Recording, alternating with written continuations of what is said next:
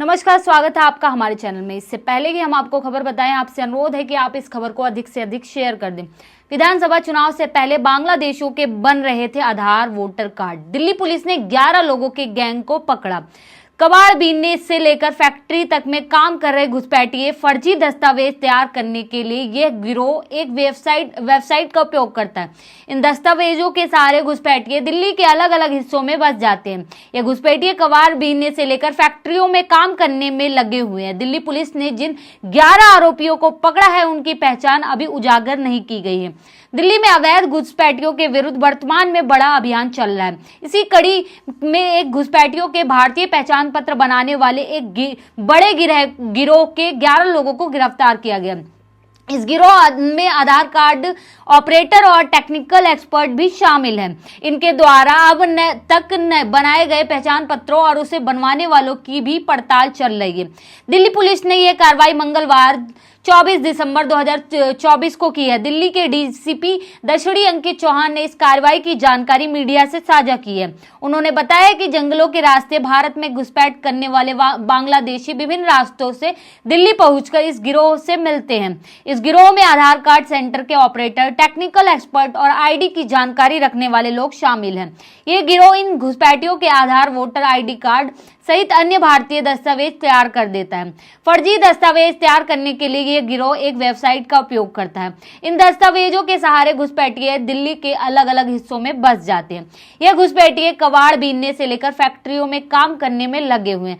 Delhi police ने जिन 11 आरोपियों को पकड़ा है उनकी पहचान अभी उजागर नहीं की गई है। इन सभी से पूछताछ की जा रही है। पुलिस यह भी पड़ताल कर रही है कि इनके द्वारा बनाए गए पहचान पत्रों का उपयोग करके कौन सा घुसपैठिया कहां रह रहा है। इन गिरोह में शामिल अन्य लोगों की जानकारी जुटाई जा रही है। इन्होंने कितने फर्जी दस्तावेज अब तक तैयार किए हैं, इस पर भी जांच हो रही है। गौरतलब है कि फरवरी 2025 में दिल्ली में होने जा रहे विधानसभा चुनावों से पहले उपराज्यपाल वी.के. सक्सेना ने पुलिस को अवैध घुसपैठियों के खिलाफ संघन अभियान चलाने का आदेश दिया। इस अभियान के तहत अब तक 175 संदिग्ध बांग्लादेशियों की पहचान की जा चुकी है। उनके कागजों का सत्यापन हो रहा है। इसके अलावा दिल्ली के स्कूलों को भी यह आदेश मिला है कि वह अवैध घुसपैठियों के बच्चों को दाखिला ना दें। भाजपा इससे पहले आरोप लगाती आई है कि दिल्ली में आम आदमी पार्टी सरकार ने अवैध घुसपैठियों को संरक्षण दिया। डॉक्टर भीमराव अंबेडकर को लेकर चल रहे राजनीतिक बवाल का फायदा उठाने का प्रयास आम आदमी पार्टी ने किया है।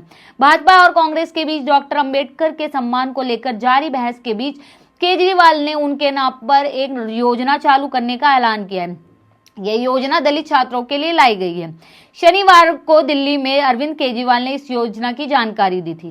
केजरीवाल जहां डॉक्टर अंबेडकर सम्मान स्कॉलरशिप का ऐलान कर रहे हैं, जिसका फायदा दलित बच्चों को दिया जाएगा। केजरीवाल ने कहा है कि यह योजना उन दलित बच्चों को फायदा देगी जो विदेश जाकर पढ़ना चाहते हैं। उन बच्चों को लेकर दिल्ली सरकार ने स्कॉलरशिप देगी। केजरीवाल ने कहा है कि विदेशी में दलित बच्चों की पढ़ाई के साथ ही आने जाने का भी खर्च दिल्ली सरकार उठाएगी।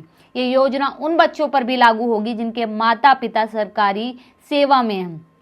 हालांकि केजरीवाल ने यह नहीं बताया कि यह योजना कब से चालू होगी और इसका फायदा कैसे लिया जाएगा। केजरीवाल ने यह ऐलान ऐसे समय पे किया है जब भाजपा डॉक्टर अंबेडकर के अपमान को लेकर कांग्रेस पर हमलावर है और इतिहास के पन्नों से लगातार चौंकाने वाली जानकारियां सामने रख रही है।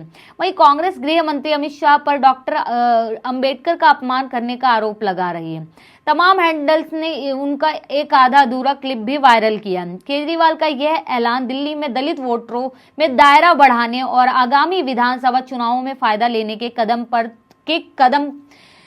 के तौर पे देखा जा रहा है। अधिकांश शहरी जनसंख्या वाली दिल्ली में लगभग 20% वोटर दलित हैं।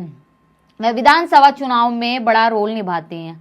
आपको इससे पहले विधानसभा चुनाव में दलितों का अच्छा खासा वोट मिला था। बीते कुछ समय में राजकुमार आनंद जैसे दलित चेहरों ने आप छोड़ दिया है। अब केजरीवाल फिर से यह दिखाना चाहते हैं कि वह दिल्ली में दलितों के हितैषी हैं, उनका वोट बटोरना चाहते हैं। राजकुमार आनंद ने इस्तीफा देने के समय दिल्ली सरकार को दलित विरोधी करार दिया था।